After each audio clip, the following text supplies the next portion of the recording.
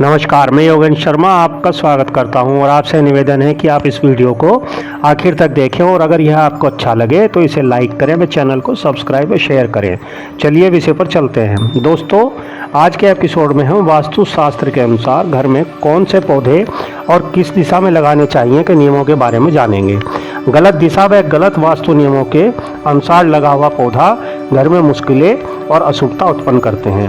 आज हम सबसे पहले इस श्रेणी में अति पूजनीय भगवान विष्णु के प्रतीक केले के पौधे के विषय में जानेंगे। दोस्तों, कहते हैं केले के पेड़ में भगवान विष्णु बृहस्पति का वास होता है।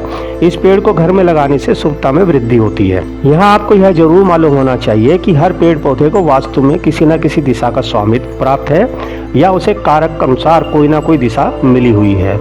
कोई भी पेड़ या पौधा वास्तु में अपनी सही दिशा में स्थापित होने पर सुख संपन्नता, मान सम्मान और सभी प्रकार के कार्यों में शुभता प्रदान करता है और इसके विपरीत गलत दिशा में उसकी उपस्थिति अशुभता को आमंत्रित करती है।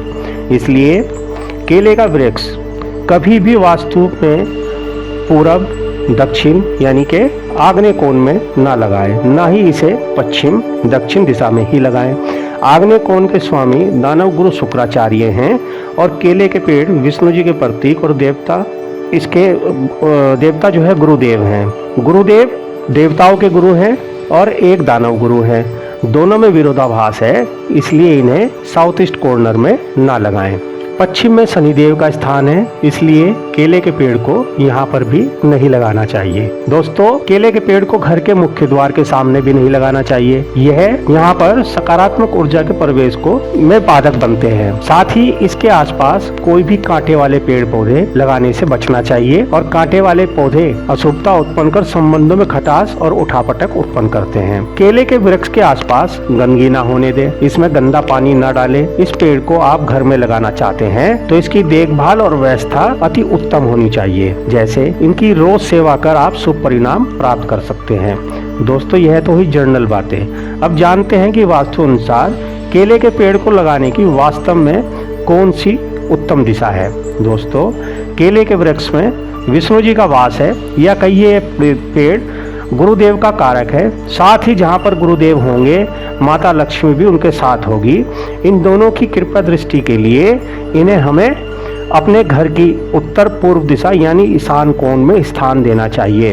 वास्तु में ईशान कोण में गुरुदेव का आधिपत्य होता है, इसलिए इस दिशा को ही सर्वप्रथम हमें इस पौधे को लगाने के लिए चुनना चाहिए।